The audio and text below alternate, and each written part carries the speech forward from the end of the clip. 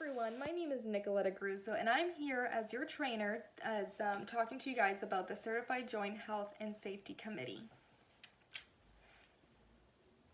So first I'm going to talk to you guys about some of the concerns that you may be having in regards to becoming certified members.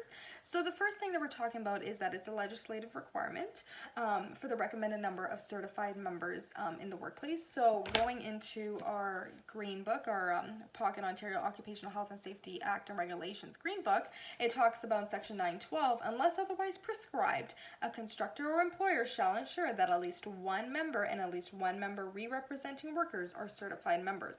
So meaning that at least one employee and one management staff member needs to be certified. And also another concern that you guys may have is that is it going to be too much of a commitment for you guys? So having your day job at the workplace and also doing this, is it going to be too much of a responsibility, skills, that type of stuff? So I'm here to talk to you about that it's not going to be too much of a handle. It's going to be awesome experience for you guys, and you're going to definitely make a difference at your workplace. So next slide I'm going to show you is that it's a quick video. I'm just going to show you a little bit of parts and then I will talk about it. So it talks about the certification will mean for employers in Ontario, impacting the workplace, and a little bit of a refresher course. But I'm going to talk to you guys more in depth as the slides go on.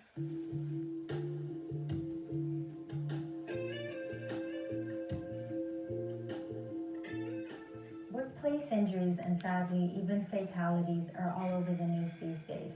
Joint Health and Safety Committee certification training can help prepare workers to ensure that everyone goes home safely and people don't get hurt on the job.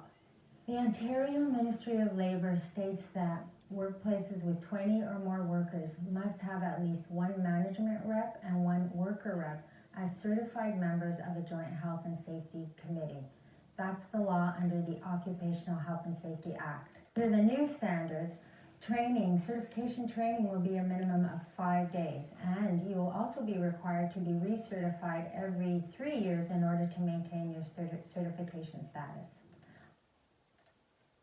So that's just a little information for you guys that to get you going on this certification training. Alright, so what is a Certified Joint and Health and Safety Committee member?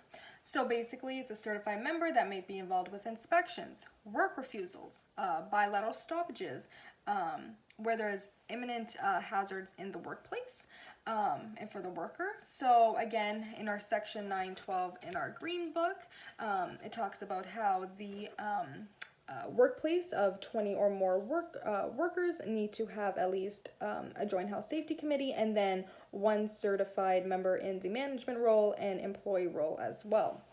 So it's great that you guys are becoming certified members in your workplace.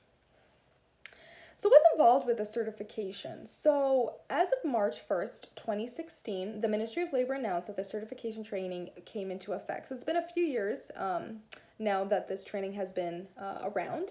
So the training must be approved by the Ontario's Chief Prevention Officer, so the CPO. So as for me, I'm registered. So you can't just have anyone training you by law.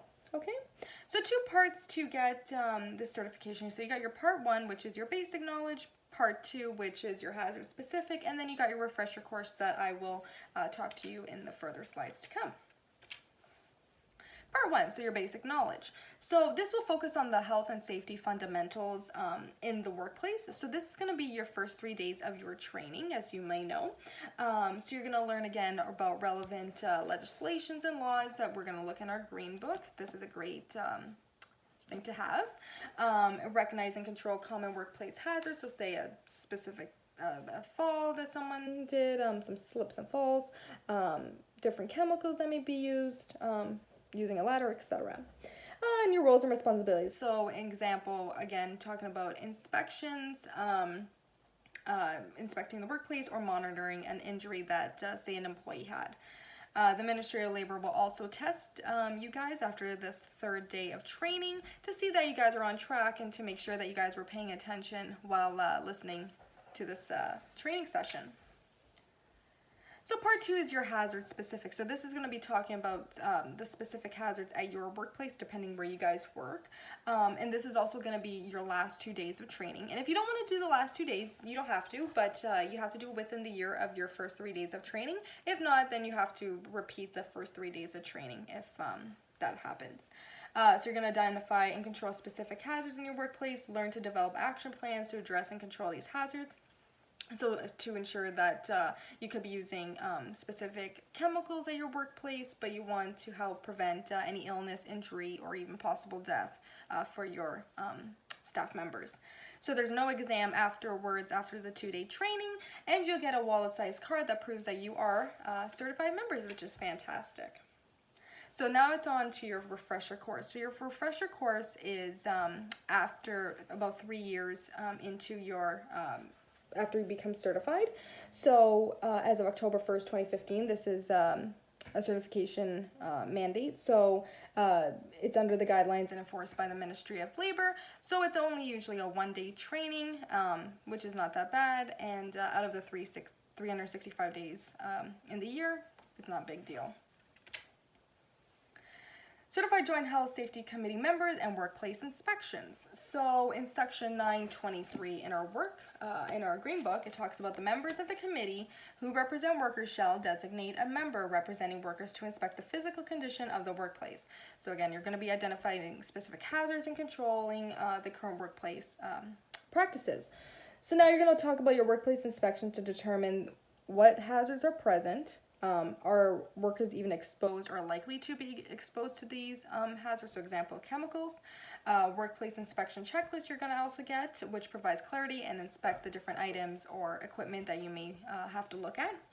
Again, you're going to get your floor plan, which helps workers be prepared in advance and conduct the inspections to be complete.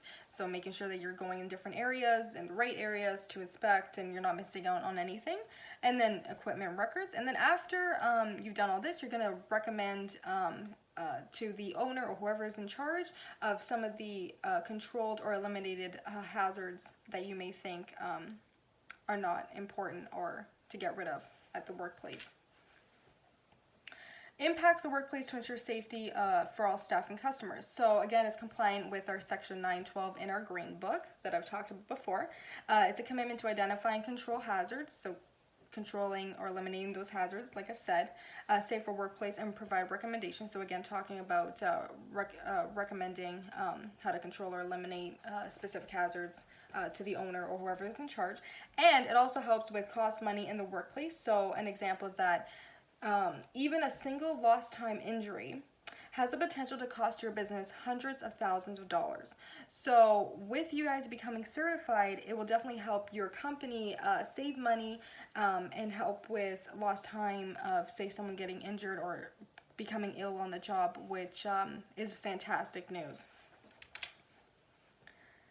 So now we're going to go to no more concerns. So talking about our original concerns does not take too much time.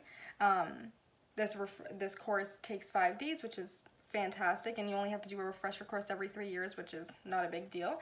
You're going to learn new skills and be responsible individuals. So you're going to be using your head, your brain, and learning new skills and always being on the ball with all that type of stuff, which is fantastic. And it's great to always be learning new skills and responsibilities, and it's beneficial to the workplace and cost effective. So again, it's going to save you hundreds of thousands of dollars in your workplace, and being certified is definitely great to have. So thank you for watching my training session. I hope you learned so much about becoming certified Joint Health Safety Committee members at your workplace. I'm sure you're going to do great on the job, and you're going to learn so much and being awesome individuals. All right, well, have a great day. Thank you. Bye.